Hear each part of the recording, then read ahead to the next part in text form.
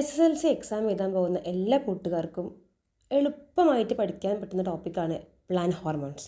സ്ഥിരമായിട്ട് എക്സാം ചോദിക്കുന്ന ഒരു ടോപ്പിക്കാണ് പ്ലാന്റ് ഹോർമോൺസ് അഥവാ സസ്യ ഹോർമോണുകൾ. ഈ 5 എണ്ണം കൂട്ടുകാർക്ക് എപ്പോഴും കൺഫ്യൂഷൻ ഉണ്ടാകുന്ന ഒന്നാണ്. എന്നാൽ വളരെ ട്രിക്കോട് കൂടി നമുക്ക് എന്ത് ചെയ്യാൻ പറ്റും, പഠിച്ചെടുക്കാൻ വേണ്ടി പറ്റും.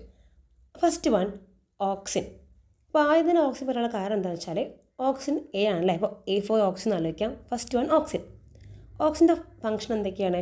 Cell growth, cell elongation, promoting the growth of terminal buds and fruit formation. Auxin കോശ വളർച്ച, കോശ ദീർഘീകരണം, അഗ്രമുകുളത്തിൻ്റെ വളർച്ച, ഫലരൂപീകരണം. ഇതിനെ പഠിച്ചു വയ്ക്കുക. അതിനെ ഓർത്ത് വയ്ക്കൽ എങ്ങനെയാണ് ആലോചിച്ച് നോക്കിയേ. ഓക്സിനാണ് ഫസ്റ്റ് ലെറ്ററാണ്, ഫസ്റ്റ് ഹോർമോൺ ആണെന്നൊക്കെ മനസ്സിലാക്കുമ്പോൾ എല്ലാം ഒരു പോസിറ്റീവ് കാര്യങ്ങളാണല്ലേ. കോശത്തിൻ്റെ വളർച്ച, സെൽ ഗ്രോത്ത്, അതിൻ്റെ നീളം വെക്കൽ, ഇലോങ്ങേഷൻ, ദീർഘീകരണം, അതുപോലെ തന്നെ ടെർമിനൽ ബഡ്സിൻ്റെ ഒക്കെ അഗ്രമുകുളത്തിൻ്റെ വളർച്ച, ഇതൊക്കെ ഒരു പോസിറ്റീവായ കാര്യങ്ങളാണ്. അപ്പോൾ എല്ലാ പോസിറ്റീവായിട്ടുള്ള ഗ്രോത്തിനും സഹായിക്കുന്നത് ഓക്സിനാണ്. അതുപോലെ തന്നെ ഫ്രൂട്ട് ഫോർമേഷൻ, ഫലരൂപീകരണം, എങ്ങനെ മനസ്സിലാക്കി വയ്ക്കാം. ഓക്സിനാണ് A for apple, so fruit formation. Okay, ഇങ്ങനെ സിമ്പിളായിട്ട് ചില കോഡൊക്കെ ഉപയോഗിച്ച് നമുക്ക് എന്ത് ചെയ്യാൻ പറ്റും, ഇതൊക്കെ ഓർത്ത് വയ്ക്കാൻ പറ്റും. Second one, cytokinin. നോക്കിയേ, സൈറ്റോ എന്ന വാക്കിൻ്റെ അർത്ഥം കോശമാണ്. കൈനിൻ മീൻസ് ഡിവിഷൻ അഥവാ വിഭജനം. സൈറ്റോകൈനിൻ കോശ വിഭജനത്തിൽ സഹായിക്കുന്ന ഹോർമോണാണിത്, സൈറ്റോകൈനിൻ. സെൽ ഗ്രോത്ത്, കാരണം സെൽ ഡിവൈഡ് ചെയ്ത് സംഭവിക്കുള്ളൂ, ഗ്രോത്ത് ഉണ്ടാവുള്ളൂ അല്ലേ. Cell growth, cell division and cell differentiation. കോശ വിഭജനം, കോശ വളർച്ച, കോശ വൈവിധ്യവൽക്കരണം. എന്താ വൈവിധ്യവൽക്കരണം എന്ന് പറഞ്ഞാൽ, ഒരുപാട് കോശങ്ങൾ ഉണ്ടാകുമ്പോൾ അവരെന്ത് ചെയ്യും, ഡ്യൂട്ടി ഇങ്ങനെ ഡിവൈഡ് ചെയ്ത് കൊടുക്കും അല്ലേ.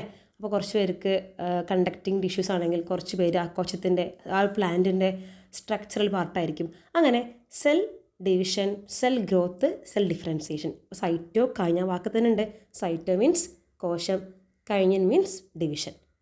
Then third one, gibberellins. Okay, സമ്പ്രദാഹാരത്തെ വിഘടിപ്പിച്ച് വിത്തുകൾ മുളയ്ക്കാൻ സഹായിക്കുന്നു. അതുപോലെ തന്നെ സ്പ്രൗട്ടിംഗ് ഓഫ് ലീവ്സ് അഥവാ ഇലവിരിയൽ. അപ്പോൾ G for ജെർമിനേഷൻ ആലോചിക്കാം.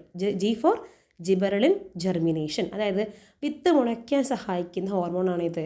വിത്ത് മുളയ്ക്കാൻ സഹായിക്കുന്ന ഹോർമോണാണ് gibberellin. G for germination of seeds, gibberellins. Stimulates the break down of the stored food to facilitate the germination. അതുപോലെ തന്നെ ആലോചിച്ച് നോക്കിയേ, ഒരു വിത്ത് മുളച്ച് വരുമ്പോൾ ആദ്യം എന്ത് ചെയ്യും, അവിടുന്ന് ഇല വിരിയും അല്ലേ.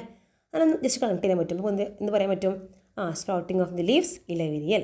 ദെൻ ഫോർത്ത് വൺ, എത്തിലീൻ അല്ലേ. ഒരേ ഒരു ഗ്യാഷ്യസ് ഹോർമോൺ, വാതക രൂപത്തിലുള്ള ഒരു ഹോർമോണാണ് എത്തിലീൻ.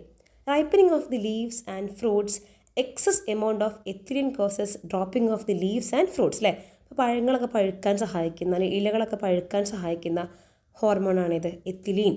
അതുപോലെ തന്നെ പഴുത്ത ഇലകളുടെയും പഴുത്ത ഫ്രൂട്ട്സിൻ്റെയൊക്കെ ഡ്രോപ്പിംഗ് അല്ലേ, അതായത് ആ പഴങ്ങളും ഇലകളൊക്കെ പൊഴിയാനും സഹായിക്കുന്ന ഹോർമോണാണ് ethylene. The last one, abscisic acid. ആ പേര് തന്നെ എബ്സിസിക് ആസിഡ്, ഒരു ടഫ്നെസ് ഇല്ലേ ആ പേര് പറയുമ്പോൾ തന്നെ. അപ്പോൾ ഡോർമൻസി ഓഫ് ദി എംബ്രിയോ അല്ലേ, ഡോർമൻസി ഓഫ് ദി എംബ്രിയോ.